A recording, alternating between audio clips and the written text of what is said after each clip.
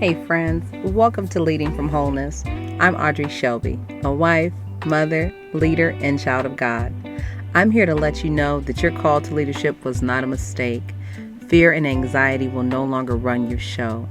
You have been called by God to lead right where you are. We'll talk about leading with authenticity and power, overcoming barriers that keep us stuck and get in the way of us being effective leaders and truly rising to the call that God has for us. With tactical strategies like prayer, we're going to grow closer to God in these busy times. You can enjoy leading from a place of freedom and purpose. So grab your journal and your hot chocolate and let's go. Hey there, how are y'all doing? I hope you're doing well. I hope you enjoyed the Memorial Day weekend. I had a really wonderful time with my family, and friends came over and we cooked and played games and went swimming. It just was a beautiful time. It reminded me of just joy and happiness on a holiday that, at least in America, we celebrate to honor and acknowledge those who have lost their lives fighting for this country. And so though Memorial Day may be a day where we get together and cook and barbecue and maybe go to the beach and all these other things, it is a time of remembrance. It is a time of mourning. It is a time of honor, because men and women get up every day and they fight for this country. And so we honored yesterday those who have fought and have given their lives, have lost their lives. And so I hope that on Memorial Day you were able to take time and just reflect, not just enjoy your time, but just to reflect on the freedoms that we have in this country. So today, I'm going to talk about how do we show God's love. I think it's so easy to love people who love you, people who are, your favorite people. They show up for you. You can always count on them. Even in a workplace, it's nice to have a friend or best friend at work. But what about the people who you don't like that much? What about the people who you feel like are jealous of you, or they just don't like you and you haven't done anything at all, but they don't like you? What do you do with those people? God commands for us to love those people. And so today we're going to talk about how do we love people that we feel like are unlovable. Because if you are a follower of Jesus Christ, this is a requirement. And everybody's not going to like you. And I think sometimes we have this inaccurate narrative that if I follow Jesus, I'm not going to have to suffer. I'm not going to deal with difficulty. And that's not true. The scriptures say that that's not true. Because we love Jesus, we will deal with suffering. But the truth in all of that is Jesus has the victory, right? So he's already overcome those things that we will suffer. And it's for us to show God's love in the earth, because we are the messengers of God. We are the hands and feet. And so how do you love people that feel unlovable? That's whether you're in a professional setting or in a personal setting. In 1 John 4, chapter 20, it reads, "If someone says, 'I love God,' but hates a fellow believer, that person is a liar. For if we don't love people we can see, how can we love God whom we can't see?" It can be very hard because we have a culture where historically there has been this teaching of tolerance. You need to tolerate people that are different from you. And I really beg to differ there. I don't think we tolerate people, right? You can tolerate getting a flu shot, okay? But you don't tolerate another individual that God has made. So it's how do we love people, even when they're difficult? How do we show up in a space and show God's love? One thing that I was reminded last week, I was listening to, I think it was on YouTube, like a clip on YouTube. What they said is, will you love God through the difficult times? And what it made me think about was exactly that. Like, how do I love God? How am I loving God? We so much focus on God's love for us, right? But also, how do we reciprocate that back to him? And what I realize is the more and more that we love God, we can learn how to love other people, right? God loves us already. We don't have to do anything. We don't have to earn God's love. He loves us already. But also, it's like, how do we show our love back to him? And we show our love back to him by loving the people that he created. In Psalm 139, it speaks to how God created us. O Lord, you have examined my heart and know everything about me. You know when I sit down or stand up. You know my thoughts even when I'm far away. You see me when I travel and when I rest at home. You know everything I do. You know what I am going to do and say even before I say it, Lord. You go before me and follow me. You place your hand of blessing on my head. Such knowledge is too wonderful for me, too great for me to understand. I can never escape from your spirit. I can never get away from your presence. If I go up to heaven, you are there. If I go down to the grave, you are there. If I ride the wings of the morning, if I dwell by the farthest oceans, even there your hand will guide me, and your strength will support me. I could ask the darkness to hide me, and the light around me to become night. But even in darkness I cannot hide from you. To you the night shines as bright as day. Darkness and light are the same to you. You made all the delicate inner parts of my body and knit me together in my mother's womb. Thank you for making me so wonderfully complex. Your workmanship is marvelous. How well I know it. You watched me as I was being formed in utter seclusion, as I was woven together in the dark of the womb. You saw me before I was born. Every day of my life was recorded in your book. Every moment was laid out before a single day had passed. How precious are your thoughts about me, O God. They cannot be numbered. I cannot even count them. They outnumber the grains of sand. And when I wake up, you are still with me.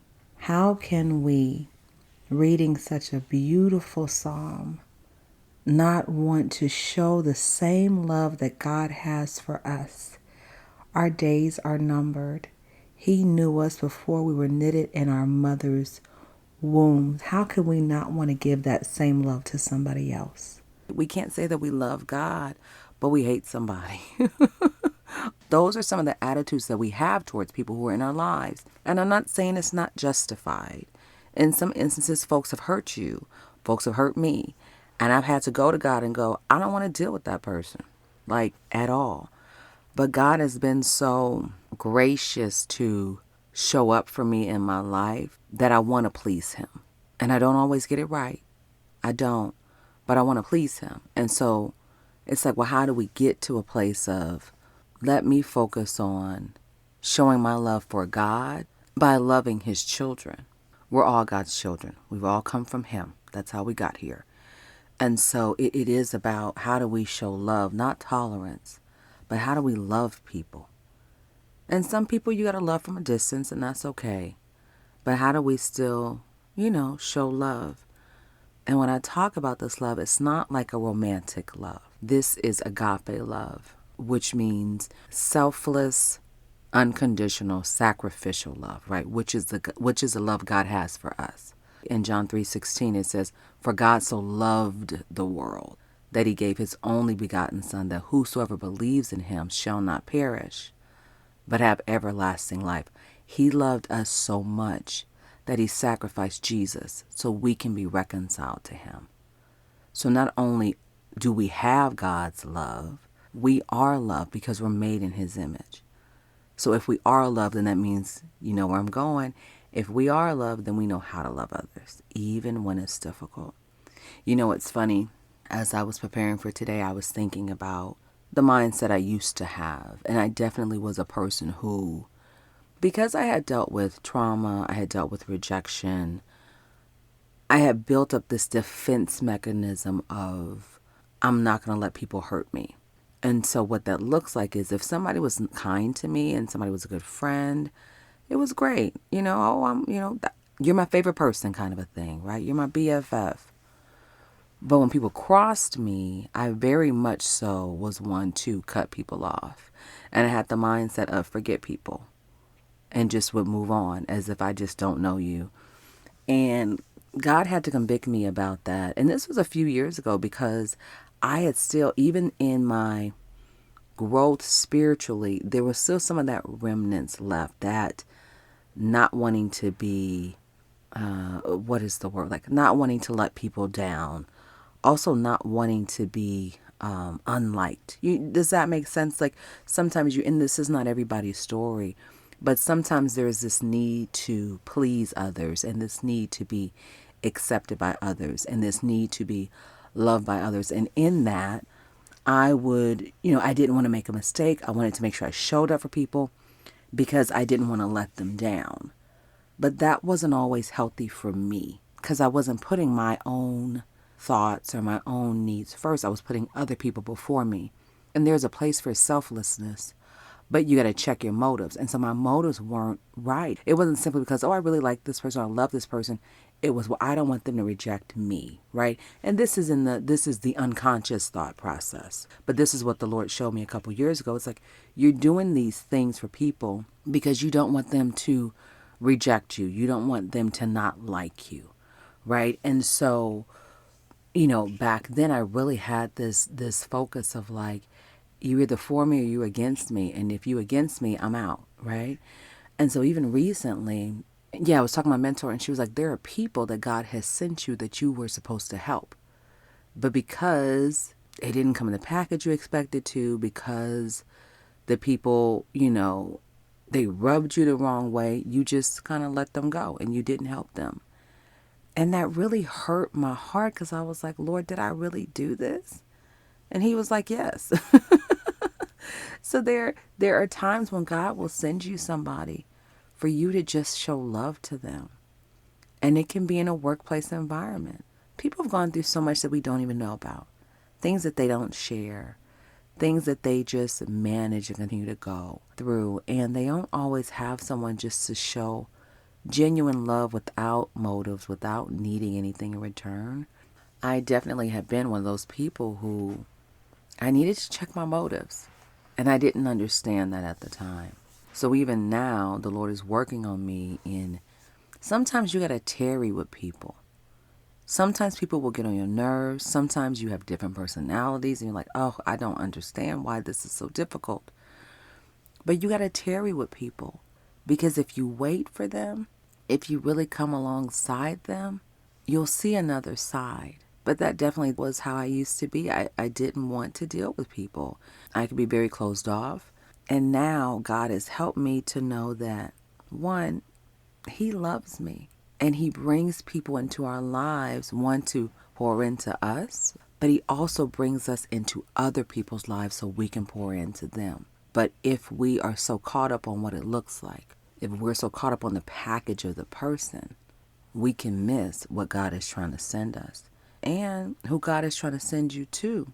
I want you to think about the people on your job right now, whether you supervise them or they're your coworkers. What's your relationship like?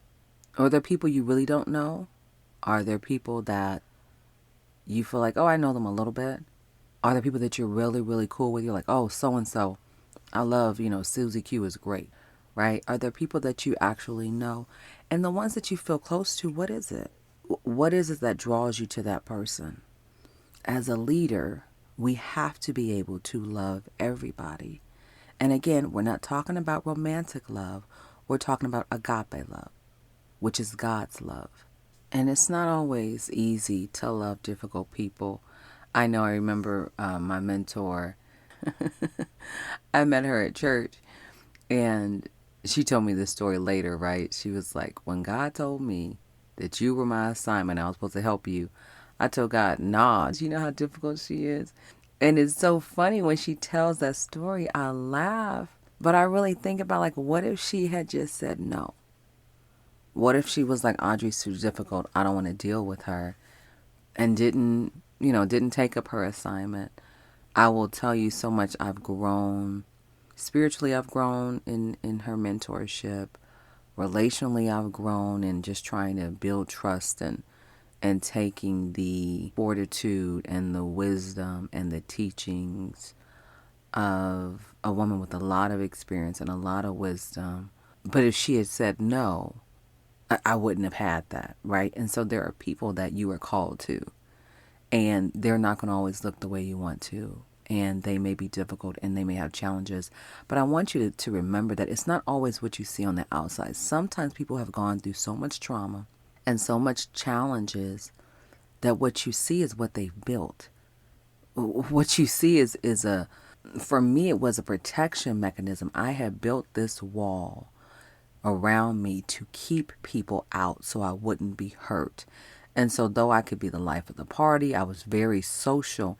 Internally, I was screaming. I just was screaming. I remember, I was very, in my early 20s, early to late 20s, rather, I went through depression. Just trying to figure out life. I had gone through these challenges and was trying to just do it my own way. I was looking for love in all the wrong places. I really was. So my romantic relationships were not healthy. My friendships, I think, were good. But romantically, it wasn't healthy. I had a really bad heartbreak in my early 20s. And that plus other things that were happening and the stress of being in grad school, I ended up being like seriously depressed. And I remember one night just being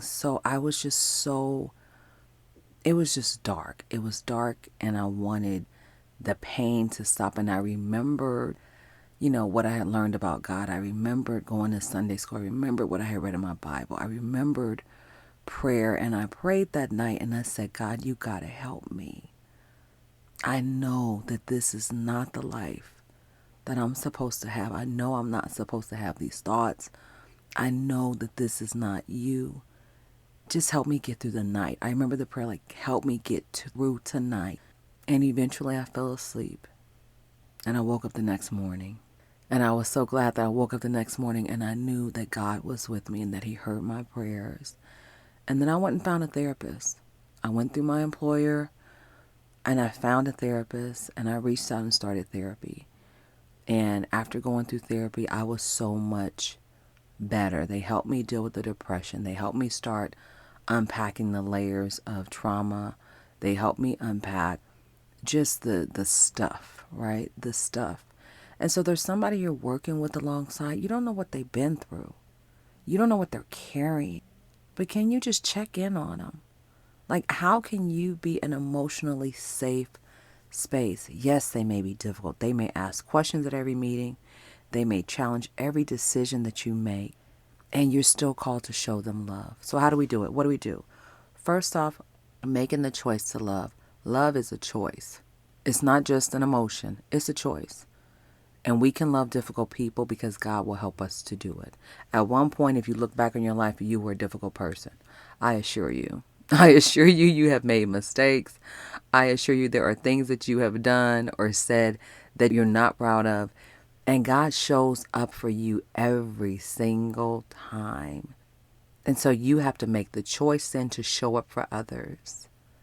And so that's the first thing we do. We make the choice to show up and to love other people. In John 14:15, it says, if you love me, obey my commands. So we are commanded to love other people. It's the second commandment. The first commandment is love the Lord your God with all your heart, with all your mind, with all your soul. And the second commandment is like unto it, love your neighbor as yourself. Your neighbor is not just Christians. I'm going to say it again. Your neighbors are not just Christians. Your neighbors are anybody else that's walking around this earth. Sometimes it's easy for us to be nice to folks at church. It's easy for us to pull up with, the folks who are in your Bible study group. That's the easier thing, right? But it's for us to love everybody. So he says, if you love me, obey my commands. That's how we show our love to God, by being obedient. Loving each other is a commandment. It's not just something that sounds good, because I've been there. And I had to repent of that, to say, God, forgive me. Because who am I? Who am I to reject somebody that God created? Who am I to do that? But I've done it. How do we move into a place where we're showing God's love? How do we do that? So one, we start by choosing love. We choose to be obedient to God's commands, and we start loving people. The next thing we can do is to show empathy. Empathy sometimes is easy. For others, you may be like, empathy is a little hard for me, Audrey, and that's okay. It doesn't mean you can't do it, but we start by expressing empathy. Empathy is an ability to understand and feel with what others are experiencing. I'll use myself as an example. You're at work and you know a colleague's husband was diagnosed with cancer. That was what happened to my husband in 2023. He was diagnosed with stage 3 colon cancer. You don't have to know what it is to have a spouse with colon cancer, but the empathy is, let me come alongside you and be where you are in the difficult space, right? So for me, my coworkers, they stepped in and said, hey, Audrey, how can we help you? They checked on me regularly. Like if they saw me in a meeting on Zoom or if they ran into me at work, it was, Audrey, how's your husband doing? How's your family doing? Y'all doing okay? How are your kids doing? That's empathy. That's expressing empathy. That's saying, I care about what's happening in your life. If you're a leader, it's showing up for folks and saying, hey, if you need anything, my door's always open. You don't have to understand exactly what it is. But you think about your workplace. Think about who you work with right now. Who's going through something? Who's experiencing something that's difficult? I'm sure you can think of someone. Someone either is a caretaker, maybe for their parents. Someone may have a sick child or a child with special needs. Someone may have lost a spouse or lost a family member. Someone may be experiencing mental health challenges. How can you just pop up on people and go, hey, how you doing? If you need anything, we're here. I'm sure that this is a very difficult time. It's good to see you, right? I'm just glad you came to work today because you didn't have to be here. They could take medical leave and not be there. They could take family leave and not be there, but they're there every day. Commend them for that. How can I come alongside you? Maybe you're at a company where you can start in affinity groups. Affinity groups are these employee resource groups of people who have like-minded similarities. Oftentimes you'll see them around like culture, race, ethnicity, but you also can have around commonality, right? So you could have like a mom's infinity group, a group where maybe there's moms who have children who are neurodivergent. And you start an infinity group for moms with children who have neurodiversity, just to start that support group in the office. You see what I'm saying? That's showing empathy. That's showing empathy. You don't have to always know what people are going through, but to have that human connection to say, I see you, more often than not, that's what people need. That's how you show love. It's not just saying, hey, I love you. God reminded me more recently, love is an action. So what can you do to just show up for somebody and show them that you're there? So that's that one. Express empathy. The last one is choose obedience. Obedience is a choice too. You have a choice. When you bump into somebody in the office, when you cross somebody in the elevator, you got a choice whether you say good morning or not. You have a choice whether you crack a smile or not. You have a choice whether you sit in the beginning of a meeting and check in on people, see how they're doing. That's a choice. So when you talk about choosing obedience, what is it the thing that God told you to do? There's somebody at your job that God has put on your mind. They've crossed your mind more than one time. Reach out to them. Reach out to that person. That's being obedient. But sometimes it's just you think about, I wonder how Susie doing. Okay, maybe I need to check in on Susie. Maybe you send Susie a quick chat. If you're not in a physical, hey there, just checking on you, how you doing? And maybe you pull up, Teams meeting or Zoom with Susie. See how Susie doing. That's the be obedient part. It's these small actions that we do to show love. It's these small actions that we do to be obedient. It just keeps coming back to me. If you love me, obey my commands. If we love God, then we should do what he told us to do. And I'm not being critical. This wasn't me. For the longest time, this was not me. I was angry. I was angry that my mother was on drugs. I was angry that my mother didn't raise us. I was angry that my mother died. I was so angry. And that's all. I had anger. I had bitterness. I had unforgiveness. It was the ugliness. Externally, no, you couldn't see it, but my heart wasn't right. And I had to give it to God because finally I was like, God, I can't keep caring. I don't want to feel like this anymore. I didn't trust people. I had a hard time. I had a hard time being like open and vulnerable in my friendships. because I was just so worried about being hurt again. And I didn't want to attach to nobody. Well, you're just going to leave too. Like that was my attitude. You're just going to leave me too. So I didn't want to attach to nobody. Even in romantic relationships, I was aloof. I was very aloof because I was so worried that somebody else was going to hurt me. And that's not what God has for us. It is for us to work through our stuff. Jesus will meet you wherever you are. And I'm so glad he met me. The woman I was 20 years ago couldn't do this podcast. The woman I was 20 years ago, you wouldn't hear from. But he met me. He met me in the middle of my mess. And he said, I'm here. And this is not what I've called for you to do. There is joy. There is love available to you. You know how to love. And I just started doing one day at a time. I went to therapy. I started praying for my friends. I literally have prayed, God, please send me the friends that you have for me. And he has sent people. He's sent people into my life that love me, that I can be vulnerable with, that I can encourage when people getting on their nerves at their job. So you do it by doing it one day at a time. It ain't going to happen overnight. It's not. You do it by doing one day at a time. The more and more you show love to somebody else, the more it chips away at the hardness of our hearts. The Bible says that God will remove your heart of stone and give you a heart of flesh. He'll chip away at the stony heart and give you a heart of flesh that will love people genuinely and genuinely want to see people do well, not from a place of selfish intent, not from a place of what can you get from them, but just genuinely, how can I show up for you today?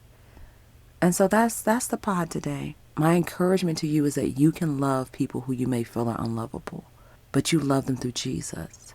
You can't do it on your own. I don't care how many classes you take. I don't care how many certificates you have. You don't get love through, brain knowledge. You get love by submitting yourself to Christ and trusting him to help you manage the difficult relationships that are in your life. This is your assignment this week. This is your homework. Pray and ask God, how can I love people more? Ask him to give you the strategy, the ideas, through creativity to genuinely just show love to somebody over this next week. Love is saying, hey, how your kids doing? Love is saying, how's your mom doing? I know she's been in the facility. How's it going? Life is joyful and it's loving and people are hurting. And so the more that we can show them love, God's love, God loves us through other people. So I hope that you will want to be a vessel for God's love for somebody else today. Alrighty, I'll catch y'all next time.